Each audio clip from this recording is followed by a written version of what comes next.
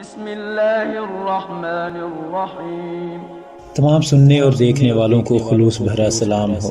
آپ دیکھ رہے ہیں حسنین ٹی وی۔ پیارے دوستو، جو دنیا میں آیا ہے اسے جانا ہوتا ہے۔ اس دنیا میں آنے کی ترتیب تو ہے لیکن جانے کی کوئی ترتیب نہیں۔ موت کا ذائقہ ہر ایک نے چکھنا ہوتا ہے اور قبر کی اندھیری کوٹھڑی میں سب نے جانا ہوتا ہے۔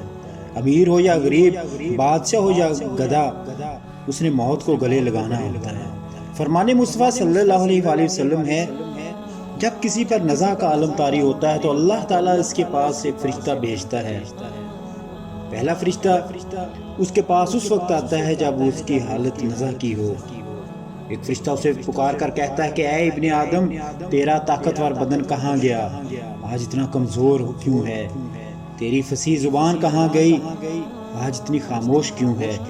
تیرے گھر والے عزیز و اقارب کہاں گئے؟ تجھے کس نے تنہا کر دیا؟ پھر جب اس کی روح قبض کر لی جاتی ہے اور کفن پہنا دیا جاتا ہے اور دوسرا فرشتہ اس کے پاس آتا ہے اور اسے پکار کر کہتا ہے کہ اے ابن آدم، تو نے تنگ دستی کے خوف سے جو مال و اسباب جمع کیے تھے وہ کہاں گئے؟ تو نے تباہی سے بچنے کے لیے گھر وسائل وہ کہاں گئے؟ تو نے تنہائی سے بچنے کے لیے جو اسباب تیار کیے وہ کہاں گئے؟ پھر جب اس کا جنازہ اٹھا دیا جاتا ہے تو تیسرا فرشتہ اس کے پاس آتا ہے اور اسے پکار کر کہتا ہے کہ آج تو ایسے سفر کی طرف رواں دواں ہے جس سے لمبا سفر تو نے آج سے پہلے کبھی نہیں طے کیا تھا۔ آج تو ایسی قوم سے ملے گا کہ آج سے پہلے کبھی ان سے نہیں ملا۔ تجھے ایسے تنگ مکان میں داخل کیا جائے گا کہ آج سے پہلے کبھی ایسی تنگ جگہ میں داخل نہیں ہوا تھا۔ اگر تو اللہ کی رضا پانے میں کامیاب ہو گیا پھر یہ خوشبختی ہے، اور اگر اللہ تجھ سے ناراض ہوا تو یہ تیری بدبختی ہے۔ پھر اس کو لحد میں اتار دیا جاتا ہے تو چوتھا فرشتہ اس کے پاس آتا ہے اور اسے پکار کر کہتا ہے کہ اے ابن آدم، کل تک تو زمین کی پیٹھ پر چلتا تھا، آج تو اس کے اندر لیٹا ہوا ہے۔ کل تک تو اس کی پیٹھ پہ ہنستا تھا اور آج تو اس کے اندر رو رہا ہے، اور آج تو اس کے اندر شرمندہ ہے۔ پھر اس کی قبر پر مٹی ڈال دی جاتی ہے اور اس کے اہل و عیال، دوست، عزیز و اقارب اسے چھوڑ کر چلے جاتے ہیں۔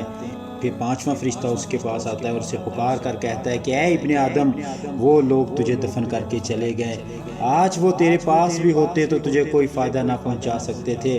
تو نے مال جمع کیا پر اسے غیروں کے لیے چھوڑ دیا، اور آج تو یہاں تو جنت کے اعلیٰ باغات کی طرف پھیرا جائے گا یا بھڑکتی ہوئی آگ میں داخل کر دیا جائے گا۔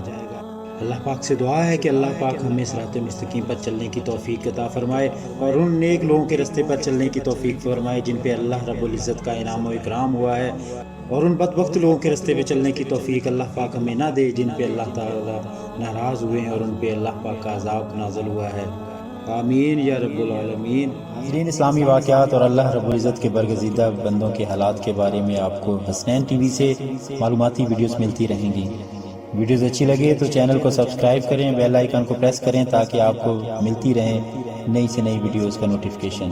لائک اور شیئر بھی کریں تاکہ آپ کے حلقہ احباب میں لوگ اس سے مستفید ہو سکیں۔ اور سارا خیال رکھیں اپنا اور اپنے پیاروں کا۔ اللہ رب العزت ہم سب کو اپنے حفظ و امان میں رکھے۔ آمین ثم آمین۔ والسلام۔